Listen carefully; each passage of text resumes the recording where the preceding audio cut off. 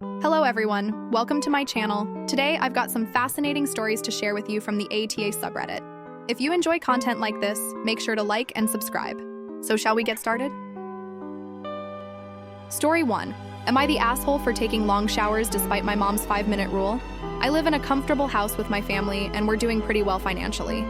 My showers usually last about 20 to 25 minutes, which I think is reasonable. I use that time to scrub my body, wash my hair, exfoliate, and just take a moment for myself. It's my little ritual to feel clean and refreshed, a way to prioritize self-care in a busy day. But every time I step out of the bathroom, my mom loses it. She screams that showers should only take 5 minutes, no exceptions. It's like clockwork.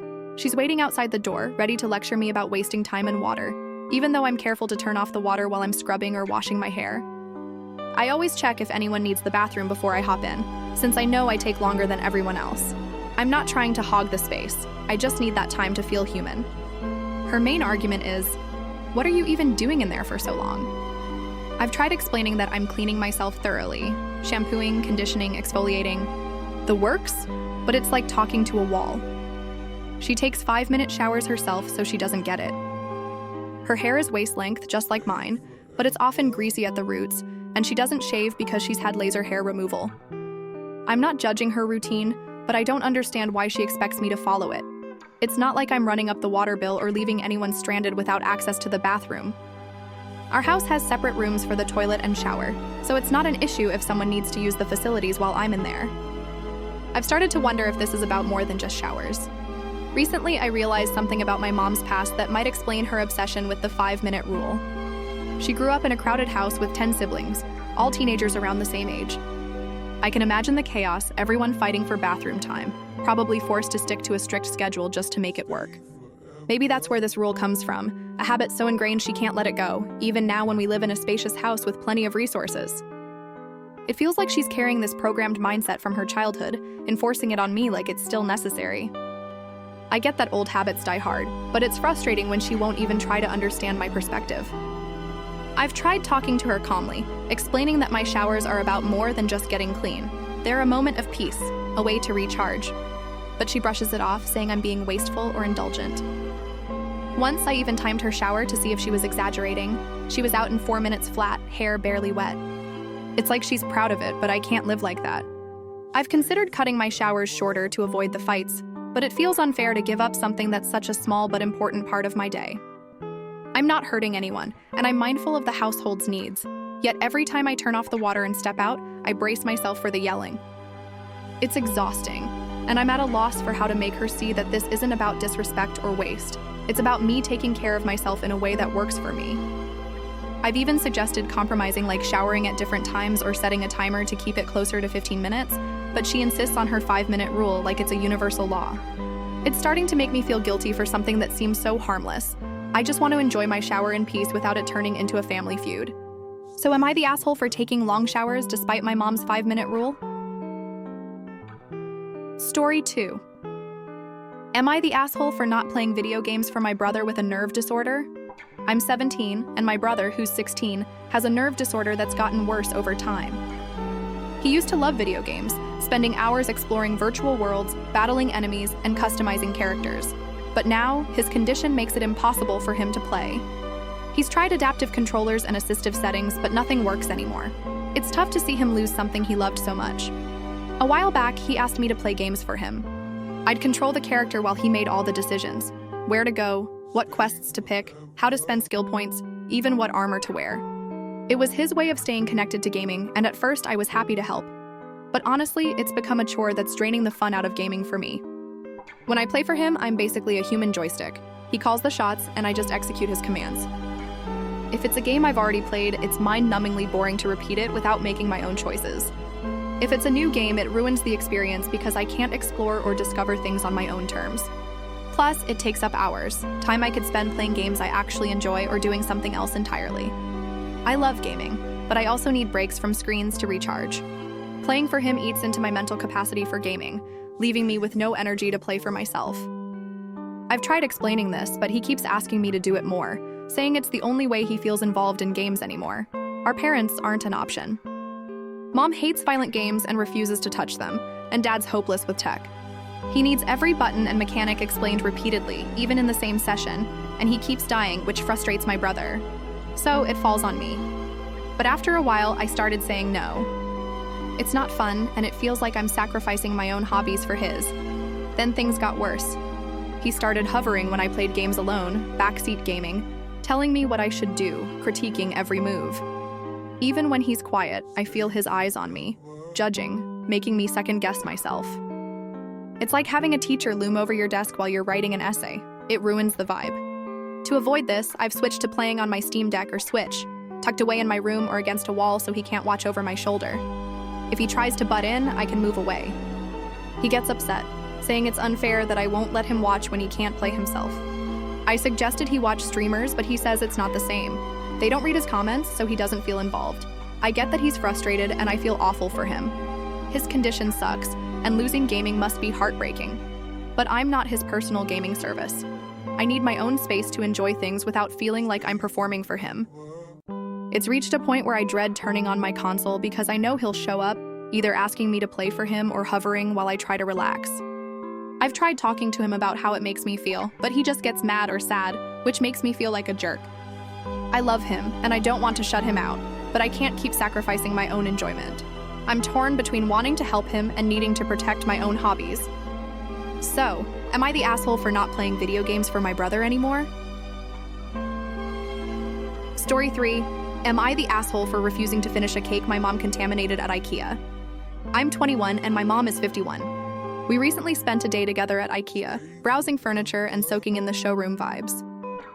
It was one of those outings where we were just enjoying each other's company, wandering through the maze of displays, touching everything, cushions, lamps, you name it. By late afternoon, we were both starving, so we hit the IKEA cafe to share a slice of their famous chocolate cake. It was a small indulgence, a perfect way to cap off the day. We sat down, forks in hand, ready to dig in. But then things took a turn that still makes my stomach churn just thinking about it. As we're eating, my mom gets crumbs all over her hands. Instead of grabbing a napkin or shaking them off into the plate, she pats her hands together right over the cake.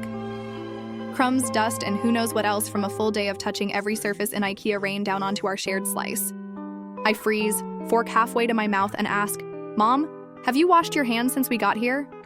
She gets defensive, snapping, "I washed them at home before we left." That was hours ago. Hours of running her hands over shelves, textiles, and probably a dozen doorknobs. I couldn't believe she thought that was enough. The cake, which looked so tempting a second ago, now seemed like a petri dish of germs. I put my fork down and said I wasn't eating anymore. It wasn't about being dramatic. I just couldn't stomach the idea of eating something she'd essentially dusted with her unwashed hands. She got upset, her face tightening like I'd personally insulted her. We finished our IKEA trip in awkward silence, and when we got home, she stormed off to her room, refusing to talk to me.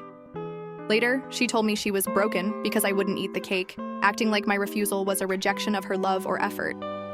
It's not like she baked it herself, it was store-bought, and her reaction felt way overblown for something so small. I keep replaying the moment in my head. Maybe I could have handled it better, been less blunt about it, but I wasn't trying to hurt her feelings, I was genuinely grossed out. I mean, we'd been touching everything in that store, from bedspreads to cutlery displays, and who knows what was on her hands. She's 51, not a kid who doesn't know better. So her defensiveness caught me off guard. I get that she might have felt judged, but I wasn't trying to shame her, just protect my own health. Now she's giving me the silent treatment, and I'm left wondering if I overreacted, or if she's blowing this out of proportion. Part of me feels guilty because I know she was excited about our day together. Sharing that cake was supposed to be a little bonding moment, and I ruined it by making a big deal out of the crumbs. But another part of me is frustrated. She didn't even try to see my side, just doubled down and made it about her feelings. I've tried knocking on her door to talk, but she's still shutting me out. It's been days, and the tension in the house is suffocating. I just want things to go back to normal, but I don't know how to fix this without pretending I'm okay with what happened. So am I the asshole for refusing to finish the cake after my mom patted her hands over it? Story 4. Am I the asshole for not caring anymore about my sister's complaints about my PDA? I'm 22, and my girlfriend of 4 years, who's 21, and I are a pretty low-key couple when it comes to public displays of affection. We're not the type to make out in the middle of a crowded street or do anything over the top like that. We stick to simple stuff, holding hands, a quick hug, maybe a peck on the cheek or lips. We're mindful about it, always checking our surroundings to make sure we're not making anyone uncomfortable. We know PDA isn't everyone's cup of tea, so we dial it back in places where it might feel out of place, like formal settings or around people who seem bothered. But my older sister, who's 34, seems to have a personal vendetta against even the tiniest bit of affection we show. It's getting to the point where I'm done caring about her constant criticism. It started small, little comments here and there when we'd hold hands at family dinners or cuddle on the couch during movie nights. She'd roll her eyes or mutter something about how we were too much. I brushed it off at first, figuring she was just in a bad mood, but it's escalated. She gets annoyed even when we're just sitting close or sharing a quick kiss. She's even complained when I bring my girlfriend to group outings, saying she feels like a third wheel. I get that feeling, so I make a point not to invite my girlfriend to every single event, but it's like nothing satisfies her. It feels like she wants us to act like we're not even together. Take my birthday trip to Florida, for example. I was sick the whole time, feeling miserable, and my girlfriend was just holding my hand to comfort me as we walked with friends and my sister. It wasn't excessive, just a small gesture to make me feel supported. Out of nowhere, my sister texted me to say our PDA was too much and making her uncomfortable. No one else in the group said a word, and we weren't doing anything wild. To keep the peace, we stopped holding hands for the rest of the trip, but it stung to feel like we couldn't even be ourselves. Then there was the amusement park day. My sister invited us to join her and a friend, and we were careful to keep things chill. We held hands a couple of times, shared a few quick kisses, and I comforted my girlfriend when she felt sick after a ride. Normal couple stuff, right? Later, we went for breakfast and did some thrifting. We might have gotten a little silly, playfully sharing a stick of gum, but it was harmless, no kissing, just us being goofy. Suddenly, my sister snapped, yelling that we'd been inappropriate the entire trip. She said if she'd acted like that with her ex, we'd have hated it. We apologized and left early, but I was fuming. It felt like she was projecting her own issues onto us. I'm starting to feel like nothing we do is okay with her. Holding hands, a quick kiss, even just being close, it's all too much. It's exhausting to constantly monitor ourselves to avoid her judgment. I've noticed straight couples doing the same things we do, and no one bats an eye. It's seen as sweet or normal. But with us, it's like we're under a microscope. It's making me feel ashamed for something as innocent as holding my girlfriend's hand, and I hate that. I love my sister, but her constant nitpicking is pushing me to stop caring about her complaints altogether. I just want to be myself with my partner without feeling judged. So, am I the asshole for not caring anymore about my sister's issues with our PDA? Story 5. Am I the asshole for telling my mother I won't see her if she visits during our busy gig week? I'm 30, and my partner, who's 27 and non-binary, and I are professional musicians. We've got a big gig coming up on October 25th, 2025, an all-day festival that's a huge deal for us. It's the first time my parents have a real shot at seeing us perform, and since my sister just finished high school, I thought it'd be awesome for them to come. Back in May, when the gig was confirmed, we invited them to attend. But we were clear, the week leading up to the event, October 22nd to 26th, would be chaotic with rehearsals, van packing, instrument checks, and merch prep. My partner also has chronic fatigue, so we plan our lives meticulously to ensure they can handle the workload without crashing. We told my parents those dates were off limits for hanging out. Yesterday, I spoke with my mom, and she casually mentioned they were looking at plane tickets for October 22nd to 26th. My heart sank. She's the type who loves packing visits with activities, sightseeing, museums, beach trips, you name it. I reminded her of our earlier conversation, explaining that we'd be swamped with prep and that my partner's condition means we can't add extra stress. I suggested they come October 23rd to 29 instead, giving them time to settle in and us a few days post-gig to do all the fun stuff she wanted. But she didn't take it well. She pushed back, suggesting we could squeeze in evenings together or visit museums before rehearsals, which are on the opposite side of town. I held firm, repeating that we wouldn't be available during those dates. She got upset, saying she'd have to use 2 vacation days instead of 1, and complained that my dad has more holiday time left than she does.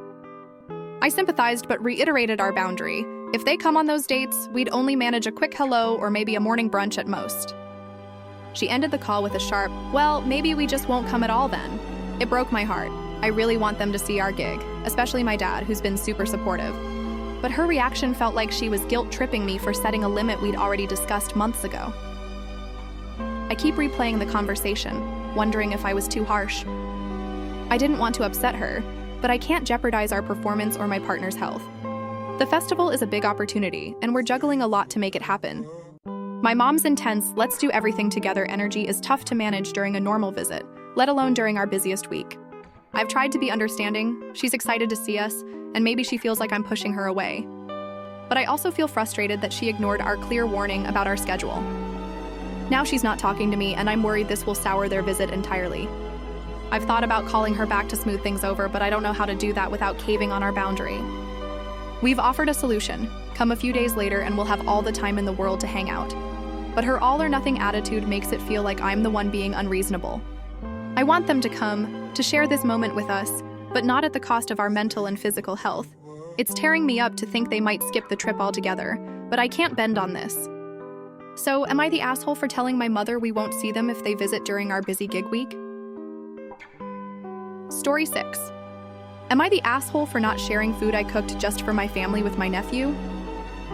I live in a multi-generational house with my husband, our 1.5-year-old daughter, and my in-laws' family. The house is split into 3 separate households, each with its own floor and entrance. My husband's grandparents own the top floor, my in-laws and my sister-in-law with her 4-year-old son live in the middle, and we're on the bottom. We've worked hard to make our floor livable, turning a moldy storage space into a home, and we cover our own rent, utilities, and groceries. We don't share meals with the other households, and we all manage our own responsibilities. I help out where I can, mowing the lawn, driving my mother-in-law to the store, or fixing tech issues, but we keep our household separate. One morning, I cooked a spinach dish for just my husband, our daughter, and me. I portioned it carefully, knowing exactly how much we needed. Meanwhile, my father-in-law was cooking a separate meal for my nephew, who suddenly decided he wanted spinach too, probably because he saw my daughter eating it. Out of courtesy, I gave him a ladleful, even though it meant cutting into my husband's portion. My nephew didn't even eat it, which left me frustrated. I wasn't planning to feed anyone else, and I'd already cooked for him plenty of times before. This time, I just wanted a quiet meal with my little family. Later, my mother-in-law cornered me, saying it was ethically and morally wrong not to serve all the kids equally. Her words stung, like I'd done something cruel by not setting aside a full portion for my nephew. I felt judged, especially since my father-in-law was already preparing food for him, and the kid wasn't hungry. He just wanted what my daughter had. Thankfully, my father-in-law backed me up, saying I'm not obligated to feed a child who isn't mine, especially since we run separate households. That sparked a massive argument between him, my mother-in-law, and my sister-in-law, who got involved when she came home. The yelling went on for hours, loud enough to echo through the village. My mother-in-law even stopped speaking to me and my husband. I feel awful about the tension, but I'm also exhausted. My sister-in-law moved back 2 years ago after a breakup, and has dumped all parenting duties on my father-in-law. She doesn't cook for her son or take him to kindergarten. My father-in-law does it all. I help too, like driving my nephew to school, or watching him for a couple of hours a week when my husband and I are both working late. But I've got my own kid, job, and household to run. I'm not trying to be selfish, but I can't take on more. My mother-in-law's outburst, screaming for 5 hours straight, made me feel humiliated over one serving of spinach. I've cooked for my nephew more than she has, yet I'm the bad guy. The worst part is the atmosphere now. We didn't argue back, we just removed ourselves to shield our daughter from the shouting. It breaks my heart that this kind of drama is considered normal here. I keep wondering if I should have just made extra food to avoid the conflict, but that feels unfair when we're clear about our separate households. My nephew wasn't starving. His meal was ready, and he just wanted what we had. I love him, but I can't be responsible for him on top of everything else. So am I the asshole for not setting aside a full portion for my nephew, even though we live in the same house? Thanks so much for listening until the end. If you enjoyed these AITA stories, please like the video and subscribe to the channel so you don't miss what's next. Which story surprised you the most? Drop a comment below and let me know. See you soon.